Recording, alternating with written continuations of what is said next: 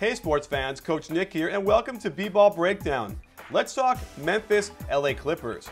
An epic comeback by the Clippers, but after that first quarter where Memphis shot the lights out, the Clippers were playing even with them, so they had confidence going to the fourth quarter they can make a comeback, and there were some serious coaching problems and a meltdown by the Memphis Grizzlies, which ultimately led to the Clippers stealing this game on the road. The Clippers' defense was pretty solid in the first quarter, but a little bit unlucky. Watch DeAndre Jordan on a nice hedge and hustle back to Marc Gasol, and on the drive, he even blocks Rudy Gay's shot. On the scramble, though, you have Caron Butler guarding Gasol, which is unfortunate. He's not used to hedging, and Conley swishes the three. On the out-of-bounds play, Conley sets a great back screen which forces a switch CP3 guarding Mayo in the post, and watch how the Clippers expertly rotate to double and help CP3 out. When the rotation swings the ball, they have a good position, but Mayo hits a tough three. And more bad luck, CP3 gets a wide-open foul line jumper he almost always makes, misses it, falls down in transition, and now the Clippers are in bad position, and Rudy Gay gets a wide-open three, and the crowd's going nuts. So after that first crazy quarter, look at the scoring. The Clippers were right there the entire game, which is why they had confidence they could come back in the fourth quarter. Let's look at how the Clippers made their final run. Here's a screen and roll on the right side, but it's really a back screen for Nick Young and a long bounce pass on the baseline for a splash. The Grizzlies opt to go screen and roll on top, and watch the great hedge by Reggie Evans here, which thwarts the play, and then on Mayo gets the ball on the right side. You'll see Bledsoe with good pursuit, good pressure, and ultimately he helps him force the miss. And because it's a long rebound, it goes to Chris Paul, who immediately ignites the break. Nick Young doesn't stop, goes right to the corner, and gets a wide open three in transition. The Memphis Grizzlies go to a horns set, which turns into a pick and roll for Mike Conley, but watch how you'll end up having four guys below the free throw line along the baseline. Not a good recipe to get back in transition. Chris Paul gets a great outlet, 3-on-2, there's no hope to stop Nick Young in the corner, another transition three.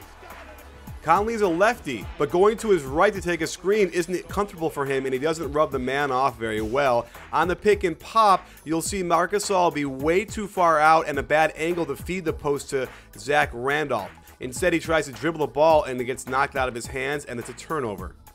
Blake Griffin actually makes both clutch free throws to cut it to 1. With a 1-point lead in the clutch, the Grizzlies opt to go in the post to Zebo. Not a bad idea, and here you'll see Gasol with a good angle and good spacing to feed it, but Reggie Evans plays perfect defense the entire time, moves his feet, and makes it impossible to get a good shot off, and there's Tony Allen's bad hands. He can't tip the ball in, and there go the Clippers. And here comes Chris Paul doing what he does best. Watch this screen and roll on the ball. It's actually a back screen, which allows Chris Paul to decide which way he wants to go. See that? He'll fake left and then come back right, makes it very hard to guard, and on the dish, they don't foul Reggie Evans, who's a bad free throw shooter, and he gets the layup. On a simple screen and roll on the right side with Rudy Gay, you're going to see CP3 go underneath the screen, which is okay, but he doesn't fight hard enough to get around, and that causes a switch. So now they have Gay in the post against CP3. Nobody comes to double. Very strange. And he just turns and shoots it over him.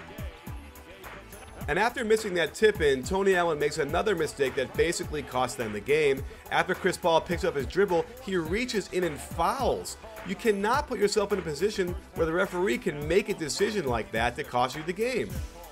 Chris Paul makes the two free throws, and the Clippers have a foul to give, but they don't need to take it until the Memphis Grizzlies start to attack a little bit. But watch idiot Vinny Del Negro calling for the foul, even though they can let the clock wind down even longer until Memphis starts to attack.